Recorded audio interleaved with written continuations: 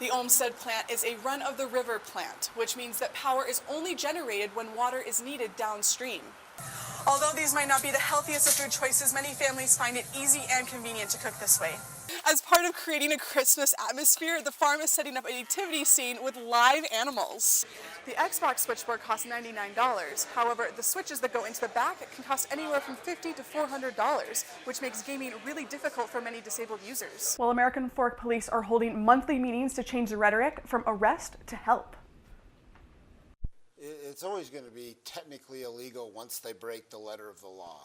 Opioid use usually begins with prescribed medication, which isn't illegal, but addiction to those drugs can lead to crime. Police departments typically need a reason for arrest, and then a judge needs to issue the means of help.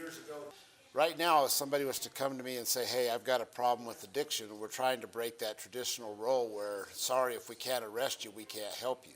The American Fork Police brought parents and community members together to discuss ways they have helped those addicted without an arrest. Most addiction is caused by some form of pain or hurt. Suggestions such as understanding what addicts look like, how to approach them, and what they need most from those closest to them.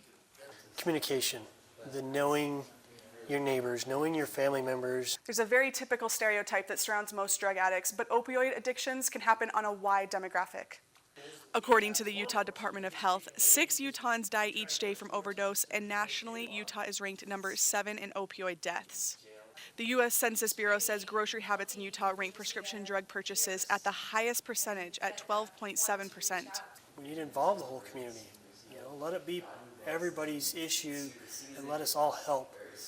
Through educating elementary to high school students and making themselves available to the community, the police department hopes to become a force of good and the means of overcoming addiction.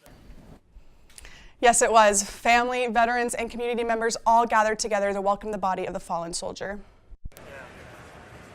Flags waved in the wind and soldiers stood at attention as Major Brent Taylor's body arrived in Utah. Major Taylor, a member of the Army National Guard and mayor of North Ogden, was killed in an insider attack on his 4th tour to Afghanistan. His remains came from the Dover Air Force Base in Delaware and arrived in Utah at 3:30 p.m. He was greeted by his now widow, 7 children, the Army National Guard, and close friends. Fellow soldiers lowered the casket off the plane, draped it with an American flag, and carried it to a line of soldiers in uniform. Taylor's wife said, quote, "On behalf of the family, I would like to thank you for being a part of this important homecoming." Besides close family members and friends, many community members gathered outside of the National Guard base to pay tribute to Major Taylor. It's a lot of gratitude mixed with a lot of emotion and sadness for the family as well, because they are the ones who also make a huge sacrifice for everybody else. Police, first responders, and the Patriot Guard riders accompanied Taylor's body on the 40-mile procession to the mortuary in North Ogden. I'm gonna cry. I always do. I know that freedom doesn't come without a cost. The viewing for Taylor's body will be held on Friday from 5 to 8 p.m. at the D Event Center at Weber State University. The funeral will be the following day at 1 p.m. and he will be buried in the Ben Lomond Cemetery. Ogden City plans on closing the street Saturday for a large procession following the funeral. Back to you.